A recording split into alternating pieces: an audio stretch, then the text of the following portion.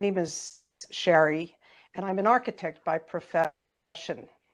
But since October 7th, I have spent a great deal of time at the Shura Army Base, where all of the victims of the Hamas massacre have been sent.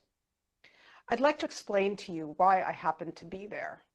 In 2010, a special reserve unit of the Army was created within the rabbinate in order to deal with the possibility of female soldier casualties, as more combat units were opening up to women. Our unit is composed of women reservists who are tasked to be part of all of the procedures that are required after a female soldier dies. Why was this unit needed? In Jewish tradition, burial societies tend to be segregated by sex, with women tending to women and men to men. It is a gesture of respect for the deceased female soldiers and their families to know that women are present throughout the identification process and who are in charge of the burial preparation of their daughters. I'm going to tell you what I'm going to do today. I'm going to tell you what we witnessed at the Shura base since October 7th. I'm going to tell you what I'm not going to do. I am not going to overplay or underplay anything. I am going to just tell you what we have seen with our own eyes. Our unit trained for mass casualty events, but there was no way we could have anticipated anything like what happened on October 7th. Our main concern, especially in the first days, was identification so that families could be notified, and then preparation for burial. I arrived at the Shura base at 7 a.m. on Sunday morning, October 8th, and it was unimaginable in two ways. The first way was in scale, in numbers, in sheer numbers. When I came in on that first Sunday, body bags were already piled to the ceiling, lining the corridors, all rooms, the entry area. Refrigerated trucks were waiting outside, also completely full. Body bags just kept coming in all shapes and sizes. Many were dripping, oozing liquids, and the floors were wet. The smell of death was already unbearable, and masks were of little use. It is impossible to overemphasize the number of bodies that we were dealing with and the sense of shock and despair. We powered through, working in shifts 24/7, carefully accompanying the victims, female soldiers in our case. As they went through the identification process, teams of medical professionals, dentists, and other experts were in the identification rooms. It is a very painstaking process, identification. Bodies can only be prepared for burial once they have been 100% physically identified, so there is never any doubt for the families. Teams have been and are still working at the Shura base around the clock since the war started through heartache and exhaustion. We are a very small country, and we all feel a great deal of responsibility toward the families. The second shock was the extent of the cruelty we witnessed. We saw horrendous atrocities with our own eyes. Bodies came in body bags, and it was our job, this group of women, to open them for the identification team. We never knew what we would see, and this was a very scary moment for us. Here are some examples of the things we saw at the base. Victims were often shot many times in the body and then many more times in the head. Heads and faces were covered in blood. People were shot in the eyes, face, and skull. Almost everyone had blood dripping still from their eyes, from their ears, from their noses, even days later.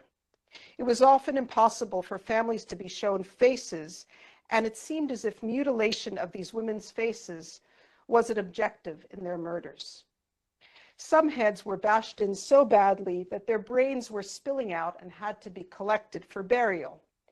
Jewish law requires that body parts be rescued and buried as much as possible. Even bloody clothing is buried, and even the cloths we use to wipe away blood, we buried those too. Some were shot in the head so many times at close range that their heads were almost blown off. In some cases, this was done after death, just out of cruelty. How do we know that? Because there was no blood coming out of these wounds. The heads were already drained of blood from the first shots. These women, I want to tell you that they arrived with their eyes open, their mouths in grimaces, their hands clenched. Soldiers that we dealt with had expressions of agony on their faces, still days later, even in death. I remember one young soldier whose arm was broken in so many places that it was difficult for us to lay her arm in the burial shroud. Her leg too. In her case, the entire left side of her body was shredded, torn open, most likely by a grenade. It is customary to place a body in Jewish burial custom in a burial shroud, a pure white linen burial shroud. But in many of these cases, we had no choice but to lay a simple white linen sheet on top of them. Many young women arrived in bloody, shredded rags or just in underwear, and their underwear was often very bloody. Our team commanders saw several soldiers who were shot in the crotch, in intimate areas, in their vaginas, or they were shot in their breast. This seemed to be systematic genital mutilation of a group of victims. We saw bodies in advanced stages of decomposition, a terrible dark green color, completely covered with large live maggots. This was very traumatic for our unit. Some bodies could not be recovered until many days later because their communities were still dangerous. On more than one occasion, we were told to run, get out. Now, we never wanted to leave these bodies unattended. It was our job to be with them all the time, but it was dangerous to be there. And we were told that bodies were booby-trapped, and they had to bring in special bomb squads to check the bodies. This was very dangerous for us, and it was very scary. What others on our team have seen or witnessed, I want to tell you. We have seen bodies that were beheaded or had limbs cut off, mutilated. The team right before me on my shift was warned, a woman is coming in, a woman soldier, and her legs have been cut off. She has no legs. Charred remains arrived and had to be identified and prepared for burial. I want to describe to you what I'm talking about. These remains looked like charcoal on a barbecue. These bodies were burnt beyond recognition. There were no arms, there were no legs. There was nothing that looked like a human body in these burnt remains. We could not tell if they were male or female. This was only possible to determine by DNA. We sifted through piles of ashes that disintegrated in our hands. These soldiers were burnt alive at very high temperatures. We know this because a few survivors who escaped told of hearing the terrible screams, and they bore witness to the names of who they had seen. Jews being burnt alive is a very powerful trigger for our post-Holocaust generation. Our unit also saw several severed heads, one with a large kitchen knife still stuck in the neck. These barbarians did not show these women any honor in life. At least we showed them deep love and gentleness in death. I want to tell you that when we went from the identification room to the burial room, this was a room that was just for women. We women took care of these young female soldiers. We took a little more time. It was a very, very, very difficult thing for us because these women could have been our daughters. We felt that we needed to shower them with love, even in the small time we had. We did, because we knew that we would likely be the last people who would see these poor women. It was a very important role we had. I'd like to tell you a personal story of something that broke me.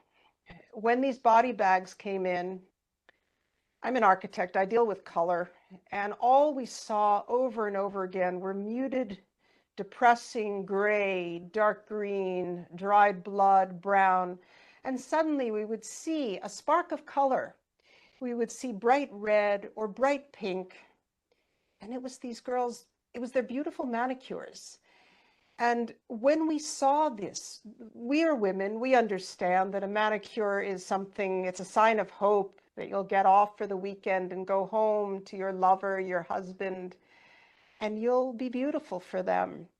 And when we saw these beautiful manicures, we closed their eyes and we cried because all of that hope was extinguished.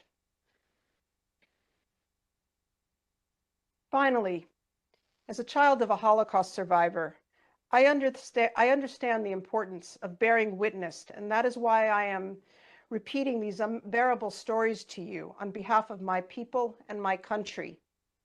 I am here to be the voice of those who cannot testify today, and I thank you so deeply for your time, your sensitivity, and your trust. Thank you.